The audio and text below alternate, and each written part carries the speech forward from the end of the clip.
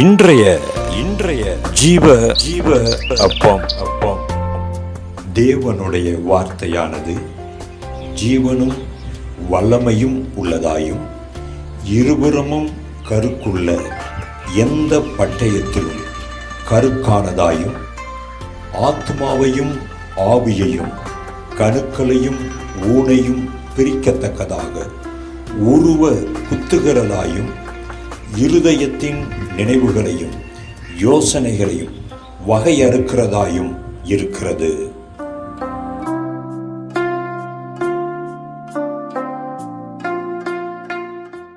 கர்த்தர் வாசம் பண்ணுகிற ஆலயமாய் நாம் வாழ்வோமாக. இன்றைய நாள் ஜீவப்பமாக ஆகாய் 1ஆம் அதிகாரத்தை நாம் தியானத்திற்கு எடுத்துக்கொள்ளலாம். இந்த அதிகாரம் நம் ஒவ்வொருவருக்கும் தெரிந்த ஒரு பகுதி தான்.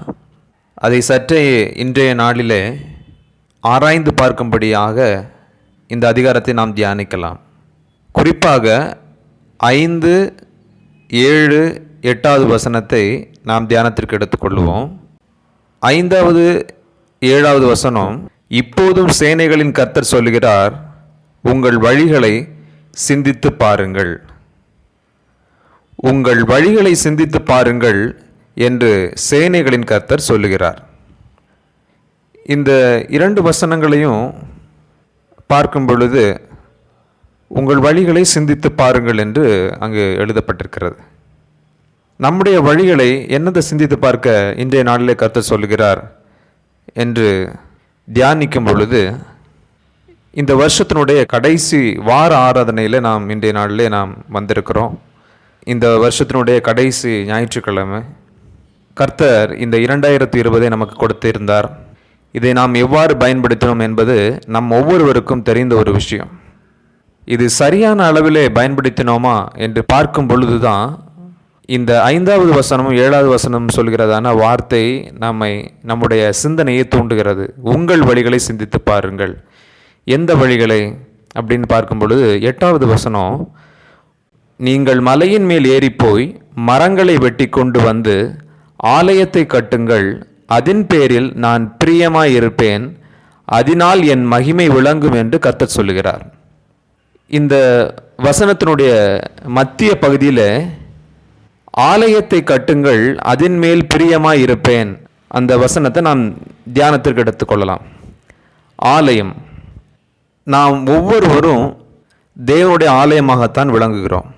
இந்த ஆலயமானது இந்த வருஷத்தினுடைய கடைசியில் வந்திருக்கிறதான நாம் சரியாக இந்த ஆலயத்தை வைத்திருந்தோமா என்று பார்க்கும் பொழுது அநேக நேரங்களில் அநேக காலங்களில் இந்த ஆலயத்தை நாம் இடித்து வைத்திருக்கிறோம்.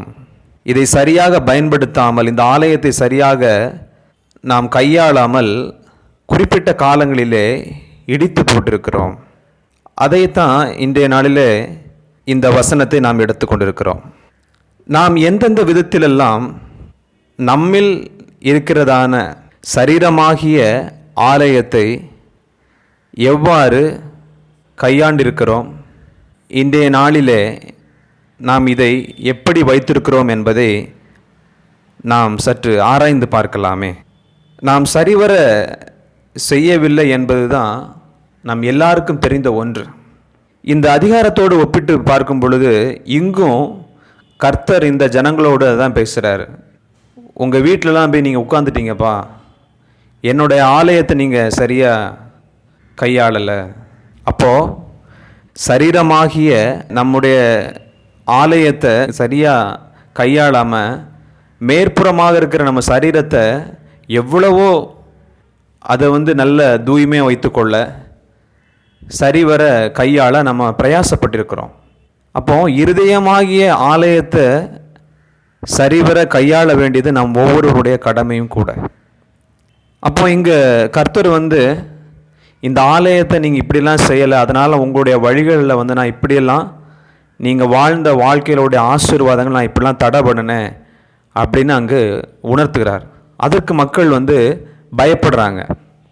அதே போல் நாம் இந்த தியானத்தின் வேளையிலே தேவனோடு கூட நாம் ஒப்புரவாக அவர் சொல்லுகிறதான இந்த ஆலயத்தை கட்டுகிற விஷயத்திலே ஆலயத்தை சரியாக கையாண்ட விதத்திலே குறைவாக இருக்கிறதை நம்மோடு கூட பேசிக்கொண்டிருக்கிறார். சரி, இந்த குறைவை எவ்வாறு நிறைவாக்குவது என்று பார்க்கும் பொழுது அதே வசனம் முற்பகுதி இப்படியாக அங்கு எழுதப்பட்டிருக்கிறது. நீங்கள் மலையின் மேல் ஏறிப்போய் மரங்களை வெட்டி கொண்டு வந்து. அப்போ மலையின் மேல் ஏறி ஒரு பிரயாசம், மரங்களை வெட்டி ஒரு பிரயாசம், அதை கொண்டு வந்து ஒரு பிரயாசம். இதை போல நம்முடைய சரீரமாகிய ஆலயத்தை நாம் எந்தெந்த விதத்திலே கட்டி எழுப்பி தேவன் வாசம் பண்ணுகிறதான ஆலயமாக அவர் மகிமைப்படும்படியாக மாற்ற அவருக்குள் நாம் பிரயாசப்படுவோம். தேவனுக்குள் தேவன் விரும்புகிறதான ஆலயத்தை கட்டுவோம்.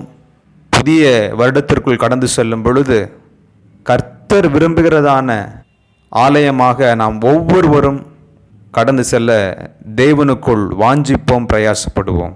தேவன் நம்மூலமாய் மகிமைப்படுவாராக.